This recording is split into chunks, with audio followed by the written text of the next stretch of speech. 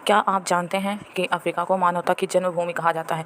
दुनिया का सबसे बड़ा रेगिस्तान, साथ ही दुनिया की सबसे लंबी नदी और सबसे पुरानी सभ्यता, सब कुछ एक ही महाद्वीप में है। आज की इस वीडियो में हम जानेंगे अफ्रीका महाद्वीप की पूरी कहानी, इसके भूगोल से लेकर संस्कृति तक। चलिए शुरू करते हैं।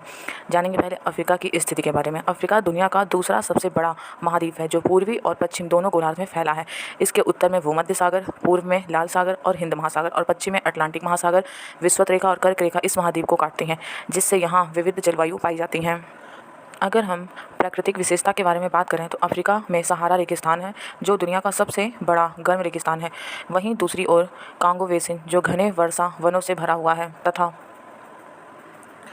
यहाँ नील नदी बहती है जो दुनिया की सबसे लंबी नदी है। और पर्वत तंजानिया में किलिमंजारो अफ्रीका की सबसे ऊंची चोटी है। अगर हम यहाँ की जलवायु की बात करें तो यहाँ रेगिस्तान से लेकर घास के मैदान, वर्षा वन और बर्फीली चोटियाँ तक मिलती हैं। साथ ही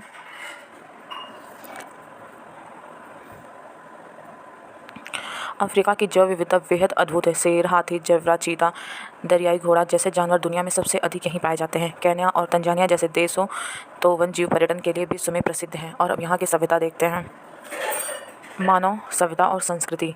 अफ्रीका को क्रेडल ऑफ ह्यूमैनिटी यानी मानवता की जननी कहा जाता है। यहीं से मानव विकास की शुरुआत हुई थी। मिस्र की सभ्यता, पिरामिड और नील नदी की संस्कृति सबसे दुनिया को प्रभावित करती है।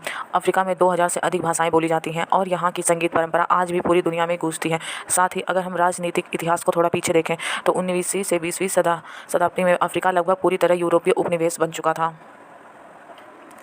लेकिन आज 54 स्वतंत्र देश हैं जो अपनी पहचान बना रहे हैं। हालांकि अभी भी कई जगह गरीबी, संघर्ष और राजनीतिक अस्थिरता जैसे मुद्दे देखने को मिलते हैं। यहाँ पे अगर हम देखेंगे तो अफ्रीका खनिजों से अत्यंत समृद्ध है। सोना, हीरा, कोबाल्ट, यूरेनियम और तेल के बड़े भंडार यहाँ हैं। चीन, अमेरिका, भारत जैसे देश यहाँ से निवेश कर रहे हैं। अफ्रीका को मिनरल भी कहा जाता है, मिनरल कॉन्टेंट भी कहा जाता है। साथ ही अगर हम और विशेषता को देखें, विकास और अगर चुनौती को हम देखेंगे तो अत्यधिक युवा आबादी, 60% से अधिक लोग 25 वर्ष से कम उम्र के हैं। यही युवा शक्ति भविष्य में अफ्रीका को वैश्विक आर्थिक इंजन बना सकती है। लेकिन साथ ही शिक्षा की कमी, स्वास्थ्य सेवाओं का अभाव, भ्रष्टाचार, साथ ही आंतरिक संघर्ष प्रमुख चुनौतियां हैं। यहाँ की संगीत में जैज, ब्लूज तथा हिप हॉप आदि अफ्रीका संगीत के महत्व को दिखाते हैं तथा नृत्य, लोक कथाएं, आदिवासी वेशभूषा जैसे ड्रम इसे सांस्कृतिक रूप से समृद्ध बनाते हैं। यहाँ की वेशभूषा बहुत ही प्रचलित और अनोखी देखने को मिलती है। दुनिया का सबसे प्रमुख सफारी पर्यटन स्थल है। साथ ही केन्या, तंजानिया, दक्षिण अफ्रीका, नमीबिया पर्यटनों के प्रमुख आकर्षक केंद्र बने हुए हैं। अफ्रीका ने दुनिया का सबसे बड़ा कोबाल्ट भंडार, ईवी बैटरी के लिए आवश्यक खनिज और ऊर्जा के महत्व में बहुत ज़्यादा इंपॉर्टेंट भूमिका निभाया है। तेल और गैस जैसे विशेष रूप से नाइजीरिया, अंगोला, अल्जीरिया, ये सब खनिज और ऊर्जा और तेल और गैस के लिए प्रमुख स्थान है। अफ्रीका दुनिया की और सही चीज़ों के साथ साथ औपनिवेशिक शासन भी कई देश पूर्व में रह चुका है, परंतु अभी भी राजनीतिक अस्थिरता और भ्रष्टाचार के कारण इन संसाधनों का पूरा लाभ नहीं मिल पाता है। अफ्रीका में हजारों प्रकार की जनजातियां और भाषाएं पाई जाती हैं। प्रमुख भाषाएं अरबी, स्वाहिली, फ्रेंच, अंग्रेजी। कई क्षेत्रों में गरीबी, शिक्षा की कमी तथा स्वास्थ्य समस्याएं आए दिन देखी जाती हैं। चलिए बात करते हैं और मुद्दों की। अगर हम यहाँ की भू आकृति को देखें तो सहारा रेगिस्तान दुनिया का सबसे बड़ा गर्म रेगिस्तान है ही तथा कांगो बेसिन घने वर्षा वनों का क्षेत्र माना जाता है। नदियों में नील नदी जिसकी लंबाई 6650 किलोमीटर, सबसे लंबी नदी दुनिया की। नाइजर, कांगो, जम्बेसी यहीं पे है। पर्वत में किलिमंजारो अफ्रीका की सबसे ऊंची चोटी, साथ ही में एटलस पर्वत जो कि उत्तरी अफ्रीका में है। ग्रेट रिफ्ट वैली पूर्वी अफ्रीका में एक बड़ी दरार क्षेत्र जहाँ ज्वालामुखी और झीलें हैं। झीलों में विक्टोरिया झील तथा तंगानिका झील तथा मालवी झील प्रमुख और प्रसिद्ध है। अगर हम देखेंगे जलवायु और परिस्थितिकी के बारे में तो सहारा जलवायु शुष्क है तथा इसकी विशेषता यहाँ पे गर्म और रेतीला देखने को मिल सकती है। भूमध्य रेखा क्षेत्र उष्णकटिबंधीय वर्षा वनों से भरपूर है। यहाँ पे भारी वर्षा और घना जंगल होता रहता है। दक्षिणी भाग में समशीतोष्ण और घास के मैदान स्थित है जहाँ पे जानवर की बहुलता देखने को मिलती है जैसे शेर, हाथी, जेब्रा। जैव विविधता बहुत अधिक है, इसी वजह से वन्यजीव प्रजातियाँ भी यहाँ पे सबसे अधिक पाई जाती हैं।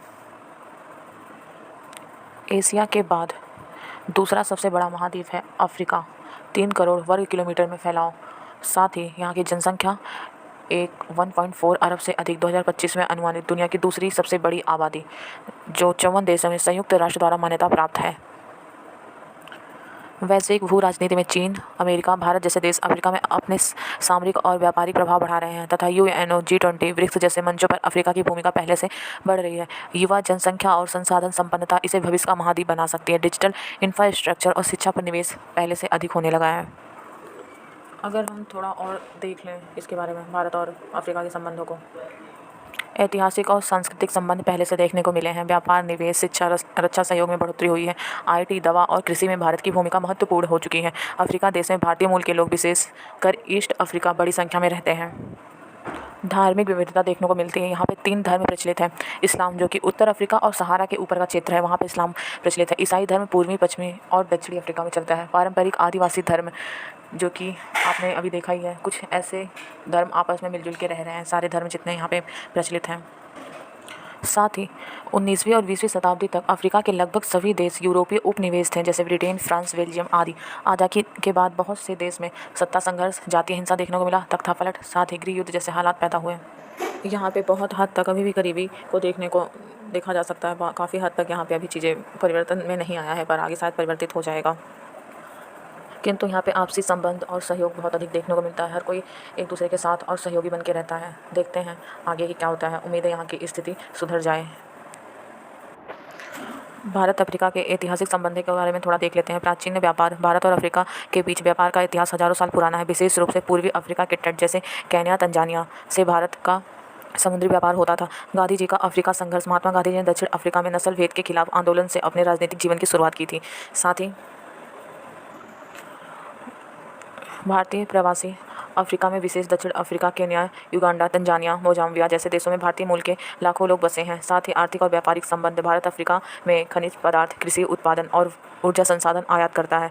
साथ ही भारत अफ्रीका को दवाइयाँ, इंजीनियरिंग उत्पाद, गाड़ियाँ तथा आईटी सेवाएं और तकनीकी सहायता निर्यात करता है। अफ्रीका में भारत की कंपनियां बहुत हद तक, टाटा जैसे, एयरटेल और काफ़ी कंपनियां यहाँ पे सक्रिय हैं। भारत और अफ्रीका के बीच व्यापार $90 अरब 2023-24 तक अनुमानित जो सामने आ चुका है, पहुँच चुका है। अगर हम विकास और सहायता और निवेश में देखेंगे तो भारत अफ्रीका को देता है, सस्ते लोन देता है। साथ ही बुनियादी ढांचे, स्वास्थ्य, शिक्षा, कृषि, डिजिटल कनेक्टिविटी में मदद करता है। भारत ने अब तक अफ्रीका देशों में $11 बिलियन से अधिक की विकास सहायता दी है।